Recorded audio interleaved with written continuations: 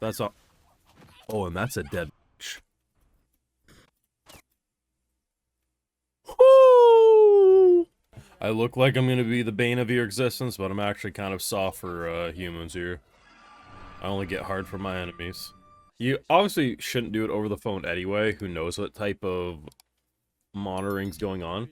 But Charlie Chaplin's a good one there. Oh, this looks sick. I love the fact that no matter what is being thrown her way, it just warps. Like, this is just fan service for Fate fans at this point. And I'm here for it.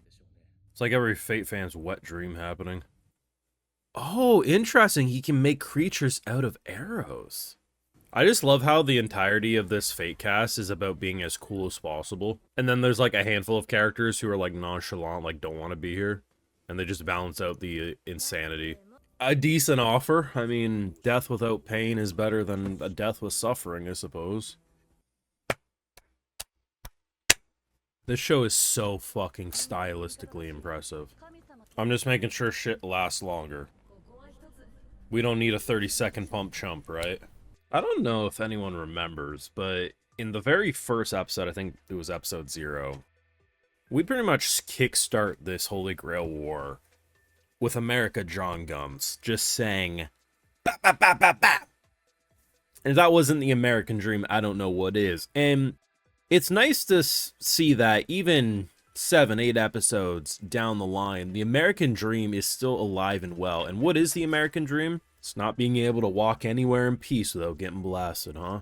You gotta admit, though, the way they unexpectedly will just do that, like you're looking at the big daddy of Berserkers, tearing up everything. She's ready to just say, burn it all down, and then boom, bitch. The thing that I love about this Fate, I think more than anything, I have no goddamn idea who's gonna win it. There's an argument to be made at any point watching Fate Strange Fake that this character versus this character, oh, they might one-tap them. And then you can make the same argument on the other end of being like, oh, they would easily deflect it. Do you know how big of a dick this man has? And for this little girl over here to somehow deflect his attacks? But yet it doesn't make him look weak in comparison. What is going on in this show, man? Got the Einsborn now? Oh. We're eating so fucking good. I think it's good that this is a 1 core. I think if you would have given us 2 cores back to back, we would have died because we would have had too much blood going to our dicks that it would, in return, shut our body down. And to those who will say, well, I don't normally have a dick, you don't understand. You would have grown a dick because of how hard this show would have made you if it ran for 24 episodes straight.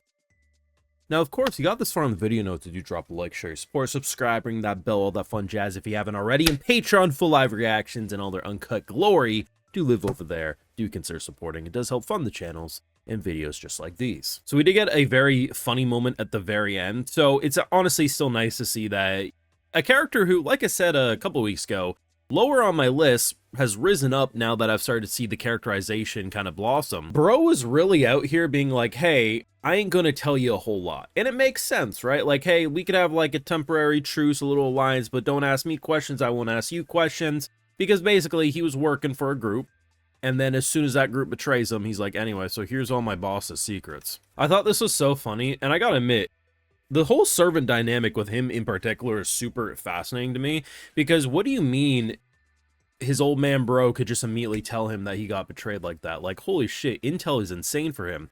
But that is probably one of the funniest things we've seen so far in this show, is just probably 5 minutes prior, I ain't gonna tell you a whole lot, you ain't gonna ask me, it's gonna be mutually beneficial anyway, so here's the information, fuck America, they be fucking around and finding out, there's 13 sets of servants and masters, anyway, would you like to know my social insurance number while we're at it? Funniest fucking thing, but honestly a reasonable crash out, all things considered. But it's crazy like what they're able to do. I also like how with the whole archer arrow situation, at a distance you don't always think these are arrows, but everything that we saw, whether it was the bird, whether it's this fucking atom looking thing, was all arrows in formation that would then launch on you. That was so fucking cool. But like I said, man, like, you can make an argument in any scene, you're like, oh, this was going to be a death scene because of course this character will kill them, and then it just gets reversed and you're like, oh yeah, of course. This represents what I'm saying. you never know what a character's gonna do. The fact that Bro is able to just completely warp the perception of reality like this and just immediately de-escalate a situation, this isn't just some random cannon fodder that he did this to, right? Like, this is some pretty intense characters. I mean, Herc and fucking Berserker over here, right? I guess we should say Achilles, right? Is that the name he's going by? Either way, you know who I'm talking about. Wowzers. I mean, I don't even know how you would pick a favorite character at this point. I think a long-term Fate fan will probably have their bias towards Enkidu, Gilgamesh, stuff like that. But it's really hard to pick a lane. We have alliances, temporary truce, stuff like that being formed, but I don't think you could, with a straight face, be like, oh, 100% this is how it's going to end. Like, at this point, I would still assume Gilgamesh and Enkidu are near, if not the top. But everything else is such a pain in the ass to try to assume that I don't want to, and I just kind of want to sit back and say, I'm an innocent bystander, do what you're gonna do. I'm already really digging her character specifically, and honestly, the fact that she summoned that fucking Berserker, like, what in futuristic Bioshock nonsense was that? Had she finished her command seal, I'm pretty sure the world would have been destroyed. Maybe she would have had to use all three to really get it to that level of destruction, but I kind of felt her crash out was imminent, you know? I thought it was gonna happen. I also think Assassin, despite her pesky ass nature, she was reasonably suspicious. You gotta love when it, like, he gets told, hey, boss man, she's listening in. Yeah, Charlie, I mean, and then he just casually drops the most heartbreaking thing. Yeah, I've never laughed in my life. You son of a bitch. So far, in terms of, like, personality, I would have to give it to him. I think he's the most, you know, out of all the servants, this is the one that I'd want on my side the most, just at a pure, he's got my back.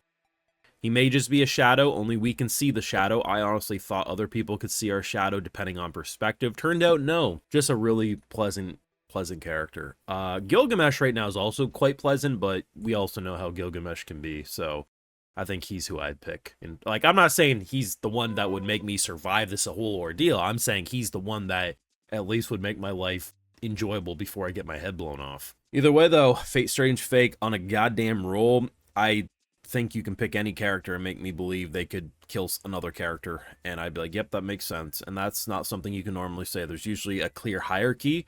This hierarchy's so messy that who the fuck knows.